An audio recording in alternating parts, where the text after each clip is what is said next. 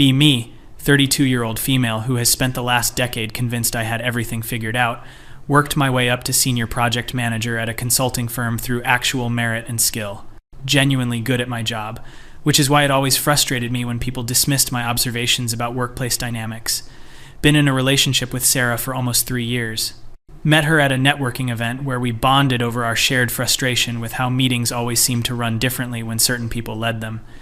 She was smart, successful, ran her own small marketing agency. We moved in together after 18 months because it made financial sense and things were going well. Should have seen the signs earlier, but I was too caught up in the narrative I had built in my head. Always considered myself the more practical one in the relationship. Sarah was creative and spontaneous while I handled the logistics and planning. Told myself this was just natural compatibility, different strengths complementing each other. Never occurred to me that I might be recreating patterns I spent years criticizing. The whole moving in together process was my idea. I found the apartment, negotiated with the landlord, set up the utilities, arranged the movers. Sarah was busy with a big client project, so I told her not to worry about it. I felt good to take charge, felt capable and independent. This is what partnership looks like when both people are evolved enough to move past traditional expectations, or so I thought. We never really discussed finances in detail before moving in. I made about $70,000 a year. Sarah's income fluctuated with her client load, but averaged around 60. Seemed close enough that we should just split everything 50-50. Fair is fair. Equality means equality. This is what I always said I wanted. First month in the new place, I set up a shared spreadsheet to track expenses. Felt very adult and organized about it. Listed out rent, utilities, internet, groceries, household supplies, everything. Sent it to Sarah with a cheerful message about keeping us both accountable. She looked at it for maybe 30 seconds and said it seemed fine. Should have noticed she did not actually engage with any of the details. First few months went okay, relatively speaking. I would update the spreadsheet religiously, inputting every expense. Sarah would Venmo me her half when I sent reminders. Sometimes took a few days and a couple follow-ups, but the money always came through. Started noticing that I was the one always buying the household stuff. Toilet paper, paper towels, dish soap, laundry detergent, light bulbs. Added it all to the spreadsheet, calculated her share. She paid it without comment. I also noticed I was doing probably 70% of the actual housework. Did not track that in the spreadsheet because how do you even quantify that? Told myself it was fine. I had higher standards for cleanliness anyway. She was busy. I got home earlier most days. I might as well just do it. This is the thought pattern I fell into without even realizing it. Then came the month where everything shifted. Sarah landed a huge client, some regional restaurant chain that wanted a complete brand refresh. She was thrilled. Kept talking about how this was going to change everything for her business. I was genuinely happy for her. Suggested we go out to celebrate. We went to this nice Italian place downtown, the kind with cloth napkins and a wine list. Had a great evening. She talked about her vision for the project. I offered strategic advice. Felt like we were really building something together. Two successful women supporting each other. Bill came and sat on the table. I waited for her to reach for it since this was technically her celebration dinner. She was looking at her phone. Waited another minute. She glanced up and smiled at me, then back to her phone. Finally, I just put my card down. She said, "Thanks, babe," without looking up. Something twisted in my stomach, but I pushed it away. We got home and I added the dinner to the spreadsheet under shared expenses. Split it, 50-50 as usual. The next day, she actually looked at the spreadsheet for once. She sent me a message asking why the dinner was in there. I said it was a shared expense, like everything else. She said she thought I was treating her since I suggested it. I pointed out that I suggested it to celebrate her achievement. She said that was exactly why she assumed I was treating. We went back and forth for a bit, and she eventually paid her half, but the vibe was off. Started paying more attention after that. I noticed that Sarah never suggested going out to eat unless she was assuming I would pay. If I made it clear we were splitting it, she suddenly was not that hungry or suggested staying in. Meanwhile, I had been carefully tracking and splitting every single expense down to the cent. Brought up the housework thing one evening as casually as I could. Said I felt like I was doing more than my share of the cleaning and cooking. She got defensive immediately. Said she did plenty around the house and I just did not notice. Asked her to give me examples. She listed taking out the trash twice last week and unloading the dishwasher yesterday. I had done literally everything else, but pointing that out made me seem petty. Let it drop, but started keeping a mental tally. Yes, I know how that sounds. The mental tally made everything worse because now I could not unsee it. I deep cleaned the bathroom every week. She had not scrubbed the toilet once in 4 months. I meal planned, grocery shopped, cooked dinner 5 nights a week minimum. She would occasionally make pasta or order takeout. I did all the laundry, including hers, because she would just let it pile up. Vacuumed, dusted, cleaned the kitchen every single day. She would rinse her coffee cup if I was lucky. Tried to bring it up again more directly. Suggested we make a chore chart like roommates do. She laughed and said we were not college freshmen. Said she would try to do more, but a chart was ridiculous. Nothing changed. Started feeling resentful every time I cleaned something. Would catch myself thinking bitter thoughts while scrubbing dishes she left in the sink. This was not who I wanted to be. Had spent years listening to friends complain about their boyfriends not contributing equally. Had nodded sympathetically and agreed that weaponized incompetence was a real thing. Never imagined I would be in the exact same position.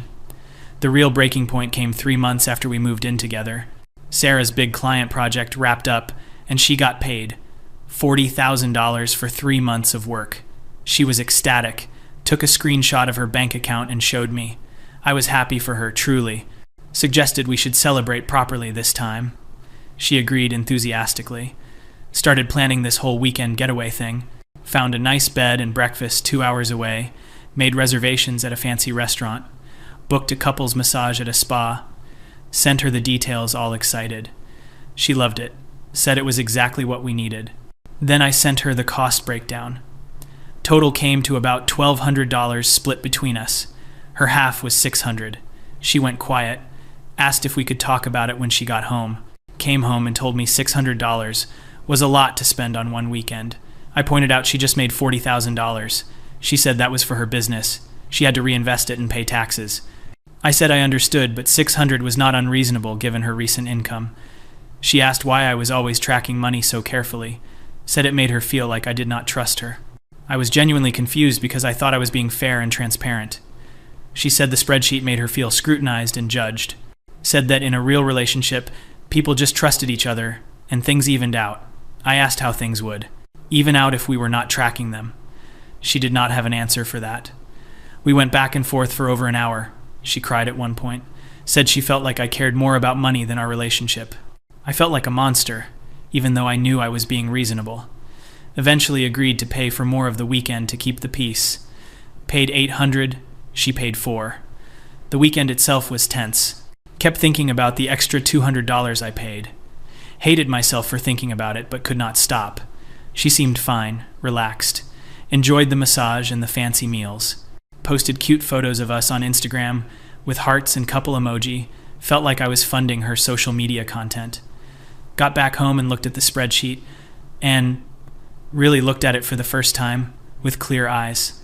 Over the 3 months we lived together, expenses were split roughly 50-50, but that did not account for what I was contributing in time and labor. All the housework I did probably amounted to 15 or 20 hours a week. The mental load of tracking everything, planning meals, managing the household, keeping track of what we needed, what bills were due, what chores had to be done. Sarah just existed in the space I maintained. Had a disturbing realization while staring at that spreadsheet. This was exactly what I had accused others of doing for years. Acting like equal financial contribution meant equal partnership, ignoring all the invisible work that made daily life function.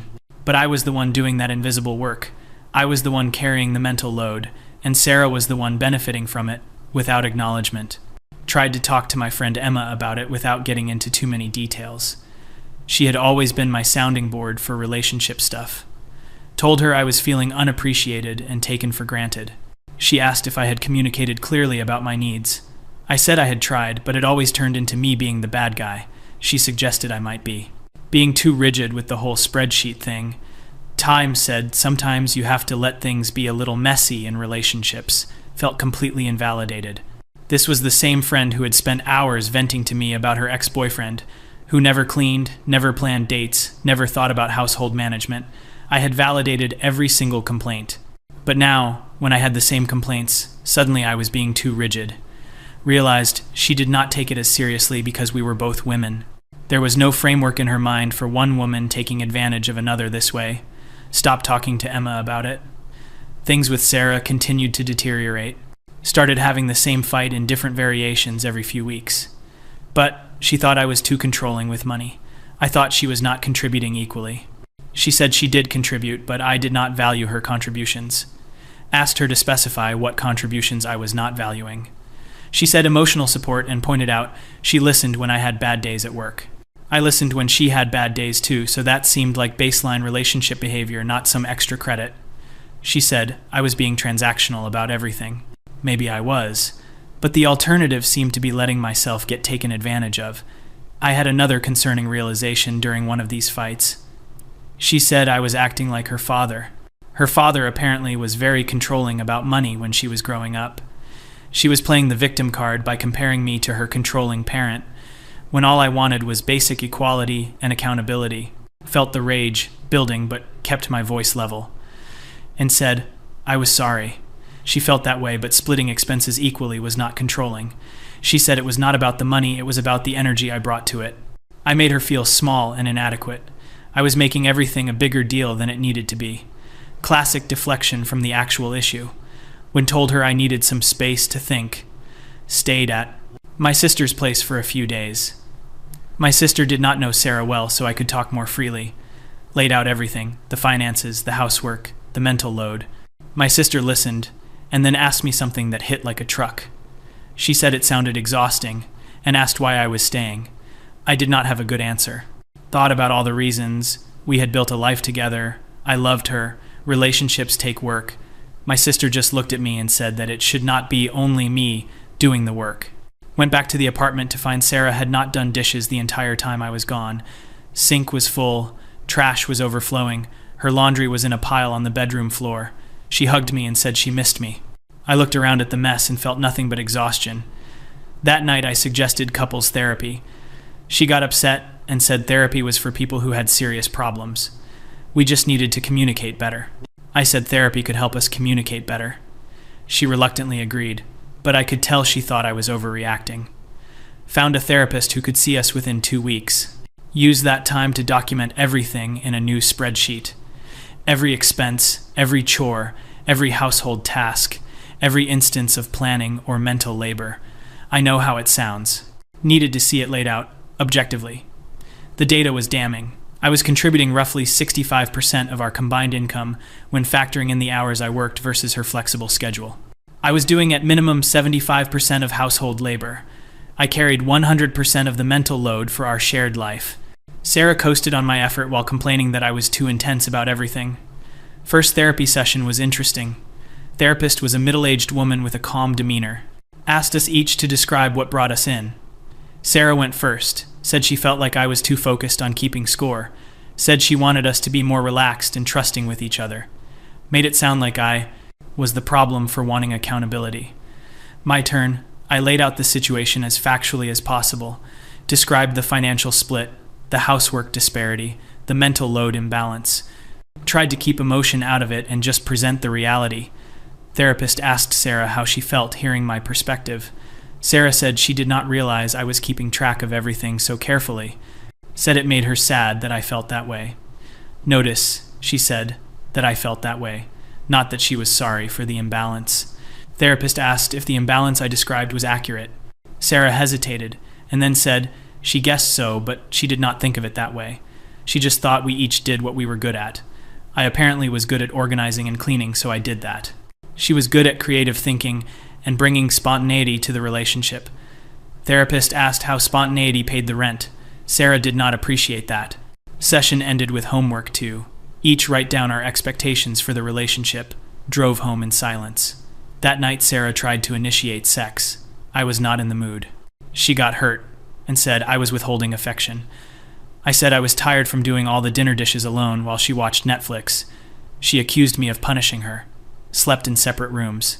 Started thinking about all the conversations I had with other people over the years. How I always had such clear opinions about relationship dynamics. How I could immediately identify unfair patterns. Had assumed that being with a woman would mean automatic equality. We both understood the struggles. We both wanted the same things.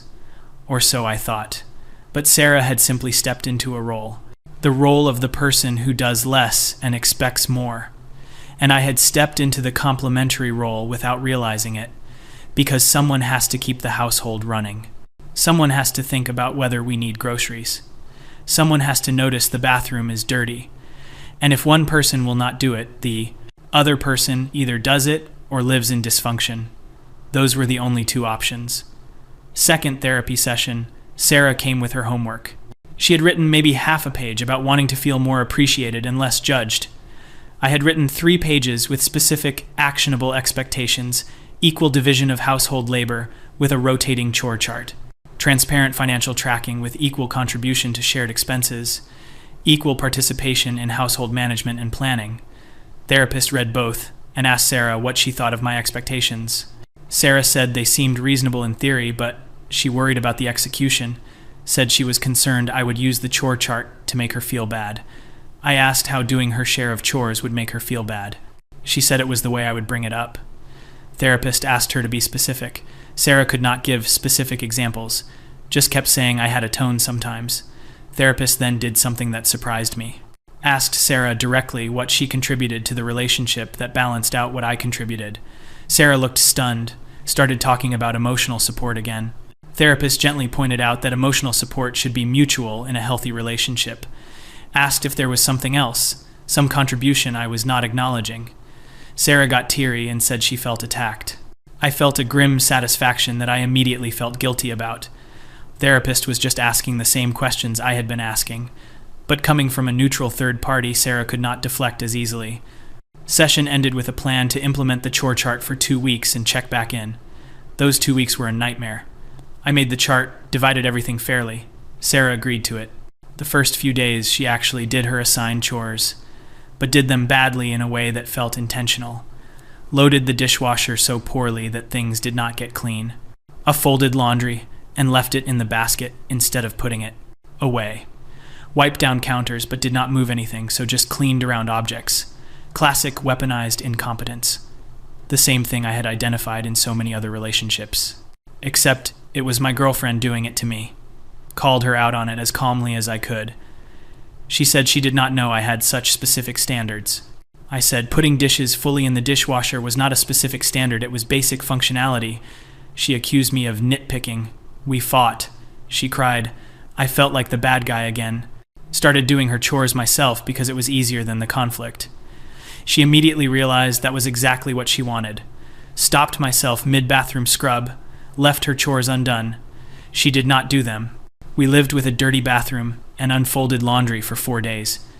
It bothered me way more than it bothered her. That was the problem in a nutshell. My threshold for disorder was lower, so I always broke first. She could outweight me every single time. Third therapy session, I was at the end of my rope. Told the therapist the chore chart failed because Sarah would not do the chores properly. Sarah said she did do them, I just had unrealistic standards. Therapist asked to see the chore chart. Looked it over and said the standards seemed normal. Asked Sarah why she thought they were unrealistic. Sarah got defensive and said she was doing her best. Therapist asked if she was actually doing her best or if she was resisting the structure. That question hung in the air. Sarah did not answer. I suddenly felt very tired. Realized I had been having the same fight for months in different forms. Sarah did not want equal partnership. She wanted the benefits of my partnership without the responsibilities. And every time I tried to establish boundaries or expectations, I became the unreasonable one. Told the therapist I did not think this was working. Sarah looked panicked and asked what I meant. I said, I meant us, the relationship, all of it. She started crying and said I was giving up. I said I had been doing all the work for months and I was exhausted. Therapist asked if I was sure. Told her I had never been more sure of anything. Sarah begged me to reconsider. Promised she would do better. I had heard that before. Told her I was done. Moved out 2 weeks later. Sarah tried everything to get me to stay. Suddenly, she was doing all the chores without being asked. Offered to pay more rent. Sent long emotional texts about how much she loved me. But I could see it for what it was. A temporary performance to avoid consequences. The same thing would happen again once she felt secure. Got my own place, studio apartment, small but mine. First night there, I sat on my floor eating takeout. Place was empty except for an air mattress and some boxes. I felt more peaceful than I had in months. No one else's mess to clean. No one else's share to calculate and chase down. No one to make me feel unreasonable for having basic expectations. Few weeks later, I was getting coffee and ran into Sebastian, guy I knew from work. We had collaborated on a few projects. He asked how I was doing, and I gave the standard fine response. He said he heard Sarah and I split up through mutual friends, offered condolences. I said it was for the best. He made a comment about how relationships are hard. I agreed. Then he said something that stopped me cold. Said his divorce a few years back came down to similar stuff. He was tired of being the only one who cared about keeping their lives organized. His ex-wife spent money they did not have, and he was always the bad guy for bringing it up. Did all the housework because she would not. Finally left when he realized she was never going to change. He said, now he gets why some men just walk away from relationships without looking back. Sometimes the exhaustion of being the responsible one outweighs everything else. I stood there with my coffee getting cold, listening to this man describe my exact experience. The experience I had spent years telling myself was unique to women dealing with men. Asked him how he dealt with people judging him for leaving. He said his ex told everyone he abandoned her out of nowhere, that he gave up on their marriage over small stuff. His own mother took his ex-wife's side at first, but he just focused on building his own life, and eventually people saw the pattern. She had the same issues with her next boyfriend, and the one after that. Some people just want the benefits without the work. We talked for almost an hour. He told me about his dating life now, how he was very upfront about expectations, and said he would rather be alone than go through that again. I understood completely. Walked home thinking about all my previous conversations about relationship dynamics, how confident I had been in my analysis, how certain that the problem was always gendered in a specific way, had built an entire worldview around that certainty. Turns out the problem was not men. The problem was people who take advantage, and people who let themselves be taken advantage of. I had been so sure I would never be the latter, but I walked right into it because I was not watching for it from that direction. Started rebuilding my life with a lot more humility. Still believed in equality and fair treatment, but recognized that those things were not guaranteed by any particular demographic, had to be actively chosen and maintained by both people. Sarah texted me a few months later, said she was in a new relationship and finally understood what I was talking about. Her new girlfriend was apparently very type A about finances and housework. Sarah found it exhausting and did not respond to that text. She made her choice repeatedly when we were together. Her suddenly understanding when she was on the receiving end was not my problem. Ran into Emma again at a mutual friend's birthday party. She asked how I was doing post-breakup. I said I was doing well, she said. She always thought Sarah and I would make it seemed like such a good match. I asked her if she remembered our conversation when I was having trouble. She looked uncomfortable and said, sort of. I told her I thought about that conversation a lot, how she told me I was being too rigid. But if I had been a woman complaining about a man, she would have told me to leave immediately. She started to protest. I cut her off gently and said it was okay. I had the same blind spot. We both assumed that certain dynamics only went one way. Learned the hard way that was not true. But she did not know what to say to that. I dropped it and got another drink. Year later now, and I am still single. Dated a few people casually, but nothing serious. Much more aware of patterns now.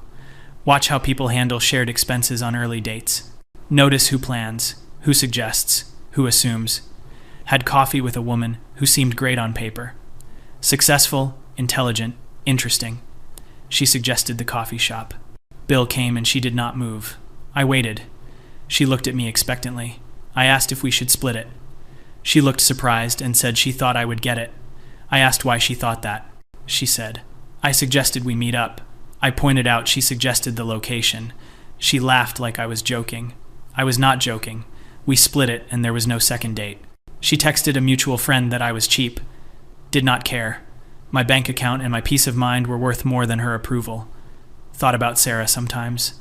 Wondered if she ever really understood, or if she just found someone more willing to carry her. I thought about all the conversations I would have now, with friends complaining about their partners, how I would listen differently, ask different questions, not assume I knew the dynamic based on the genders involved. Met someone recently who might be different. Her name is Alex. She is an accountant. We met at a networking thing and started talking about project management. She mentioned she used spreadsheets for everything, including her personal life. I laughed and said I did too. We compared tracking methods like other people compare favorite movies. Went to dinner, and when the bill came, she immediately said we should split it. Did not wait for me to suggest it. Just assumed equal contribution. We have been on 4 dates now. She noticed I cleaned up after we cooked together and immediately started helping. Did not need to be asked. Just saw something that needed doing and did it. We were talking about our exes last night. She told me about her previous relationship, said her ex never wanted to talk about money, thought it was unromantic to discuss finances. Alex ended up paying for most things by default, realized after 2 years that she had subsidized her ex's entire lifestyle. Her ex acted blindsided when Alex brought it up. It said she was being materialistic. Alex left, and her ex told everyone Alex was cold and transactional. I understood completely. Told her about Sarah, about the spreadsheet and the chore chart and the therapy, about feeling like I was going crazy for wanting basic equality. She nodded through the whole thing, said she dealt with the exact same thing. We sat there in her apartment, 2 competent, successful women, comparing notes on being taken advantage of by people we loved. Alex said something I have been thinking about ever since. She said the hard part was not leaving. The hard part was accepting that she had ignored her own standards. She knew what she wanted and needed. But she talked herself out of those needs because she did not want to seem difficult. Ended up in a relationship where she did everything and got blamed for noticing. I told her that was exactly my experience. We made a pact that night. No more ignoring red flags. No more making excuses for people who will not meet us halfway. No more being the only adult in the relationship. Better to be alone than exhausted. Sitting here now, updating my personal spreadsheet, tracking my own expenses, my own goals, my own life. Apartment is clean because I keep it that way for myself. Budget is balanced because I am only supporting myself.